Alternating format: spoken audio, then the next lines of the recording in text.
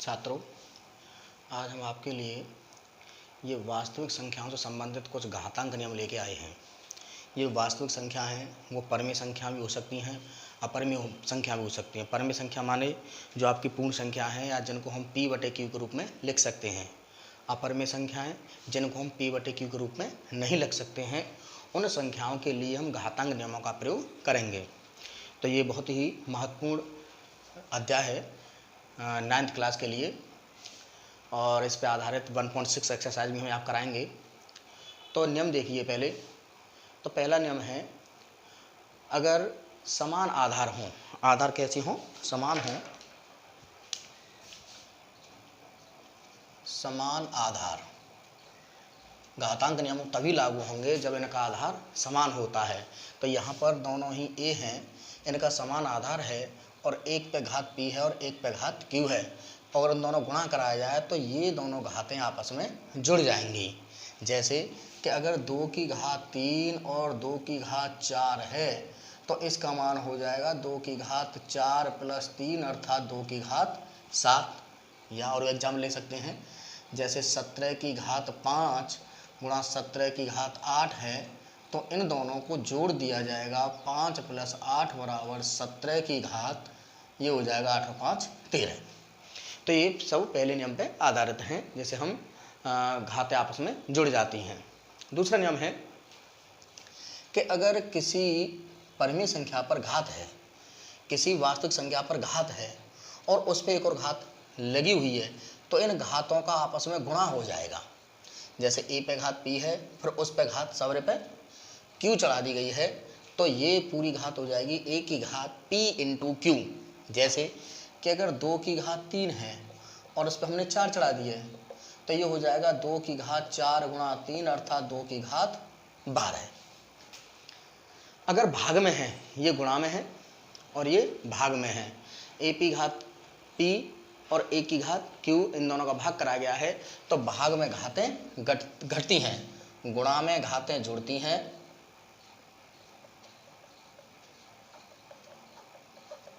और भाग में घातें घटेंगी।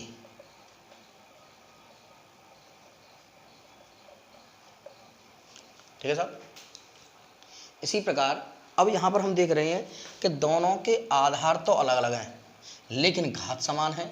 यहाँ पर अभी क्या था कि आधार सेम थे, घात अलग अलग थी। यहाँ पर दोनों के आधार अलग अलग हैं और घात सेम है, तो उस कंडीशन में क्या होगा कि इन दोनों आधारों का गुणा हो जाएगा और घात एक ही रहेगी। जैसे कि अगर 2 की घात 3 गुणा 3 की घात 3 है, यहाँ पर दोनों के ये घात सेम है और आधार अलग अलग हैं, तो इन 2 और 3 का तो गुणा हो जाएगा और ये 3 घात ऊपर चढ़ जाएगी, अर्थात 3 दूनी 6 की घात 3 अर्थात 6 गुणा 6 गुणा 6 आंसर इसका अर्थात 216 आ जाएगा। अगर कोई घात माइनस में और उसको हमें प्लस में करना है, जैसे a की घात -p है और इसको हमें प्लस में करना है, तो उसका 1/, कर दिया जाता है। a की घात -p है तो इसको हम कर देंगे 1/a की घात p। जैसे अगर 2 की घात -3 है तो इसको हम कर देंगे 1/2³ अर्थात 1/2 × 2 अर्थात 1/8। 2 की घात -3 का मतलब होता है 1/8। या दूसरे पहलू में देखेंगे हम कि अगर 1/2 की घात -3 है तो इसको भी हम 1/2 की घात -3, तो ये पहुंच जाएगी ऊपर, तो 2 की घात 3 हो जाएगा, क्योंकि हमने इसको 2 की घात -3 को 1/2 की घात 3 लिखा है, इसीलिए यहाँ पर 2 की घात -3 को हमने 1/2 की घात 3 लिख लिया है। 2 की घात 3 ऊपर पहुँच गई है, तो इसका मतलब हो जाएगा 2 × 2 × 2 × 8। तो यहाँ पर इन दोनों में अंतर रखेंगे कि अगर 2 की घात -3 ऊपर है तो नीचे जाएगी और नीचे है तो ऊपर चली जाएगी। अगर किसी परमेय संख्या पर मानस घात है तो ये जो भिन्न है a/b यानी अंश और हर आपस में चेंज हो जाएगी और घात धनात्मक हो जाएगी। अंश और हर आपस में चेंज हो जाएंगे और घात धनात्मक हो जाएगी। जैसे कि अगर 2/3 की घात -5 है तो इसको हम चेंज कर देंगे 3/2 और ये घात हो जाएगी प्लस के 5। इसका मतलब है कि 3 का गुणा 5 बार और 2 का गुणा 5 बार। अब यहाँ देखेंगे थोड़ा सा कि ए की पावर m अपॉन n है, ए की पावर m अपॉन n, यहाँ पर n करणी है, m घात है, n करणी और m घात है। तो इसको हमने इस तरीके से लिख दिया है कि ये 1 अपॉन n ये रही और m इधर चढ़ा दी है, तो ये तो करणी के रूप में हो जाएगी n करणी a, और ये m घात चढ़ गई। अब इस m को हम यहाँ अंदर ले आएंगे। इस तरह इसका मतलब हो गया कि n करणी a की घात m, इसका मतलब ये हो जाएगा। तो इस तरीके से इस घातांक के नियम पर हमारी जो एक्सरसाइज 1.6 है हम उसको करने की कोशिश करेंगे।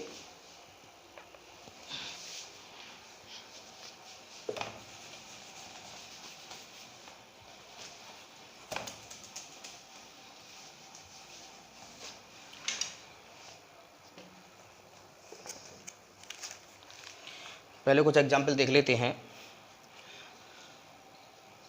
81/16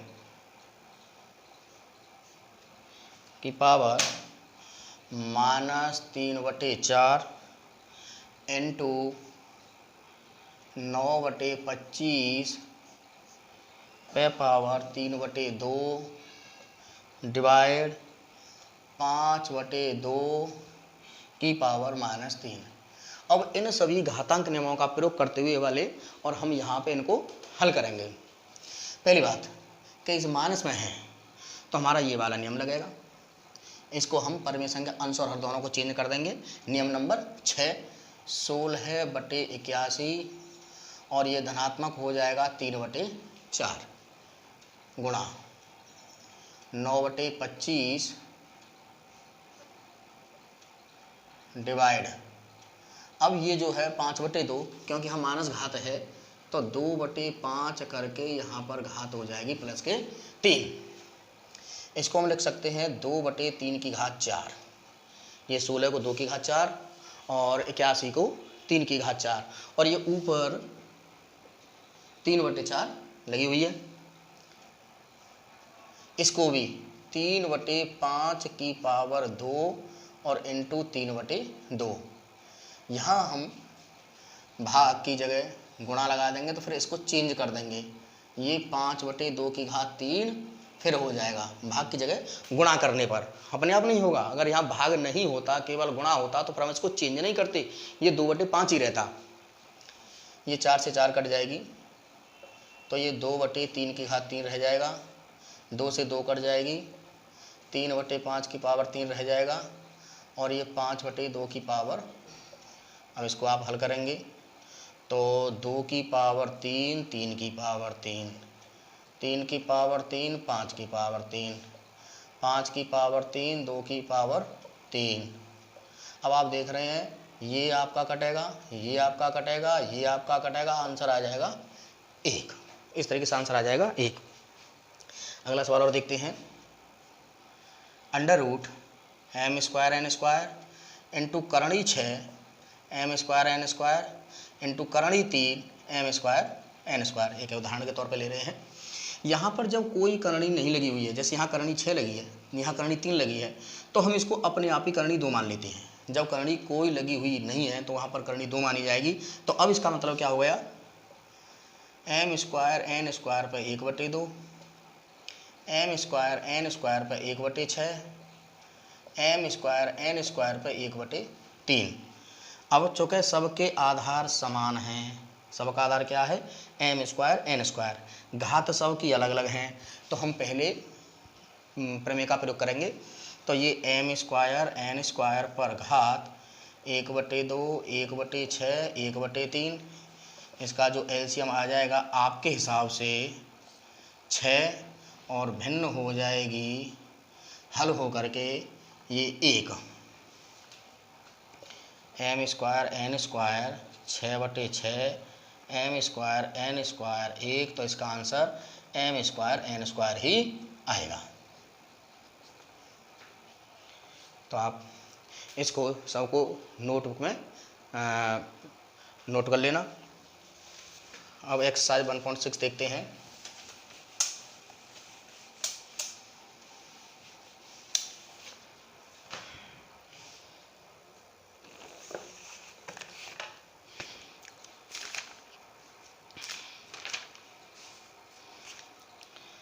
पहला सवाल है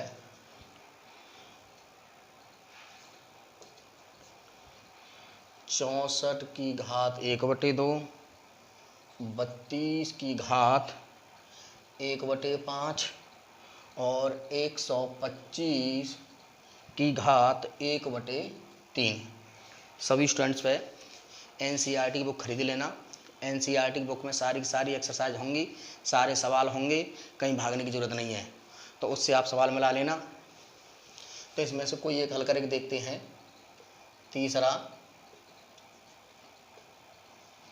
ये 125 की घात 1/3 है, तो आप 125 के फैक्टर कर लीजिए।